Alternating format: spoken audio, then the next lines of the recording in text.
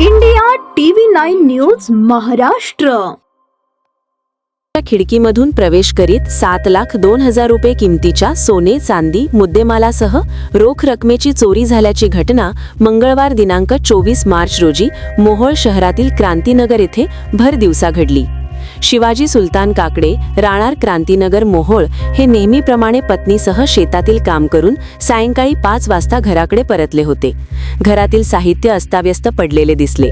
सदर घरामध्ये पाहणी केली असता 2,25,000 रुपये किमतीचे 1.5 तोळे वजनाचे सोन्याचे मणी मंगळसूत्र, 1,50,000 रुपये किमतीचे 1 तोळे वजनाची सोन्याची पिवळ्या खड्याची अंगठी, 1,50,000 रुपये किमतीचे 1 तोळे वजनाची सोन्याची फुले झुबे, 75,000 रुपये किमतीचे अर्धा तोळे वजनाची सोन्याची अंगठी, 75,000 रुपये किमतीचे अर्धा तोळे वजनाची सोन्याच्या 5 अंगठ्या, 5,000 रुपये किमतीचे 20 ग्राम वजनाचे चांदीचे फुलपात्र, रोख रक्कम 22,000 रुपये असा एकूण 7,02,000 रुपये किमतीच्या मुद्देमालाची चोरी झाल्याचे निदर्शनास आले.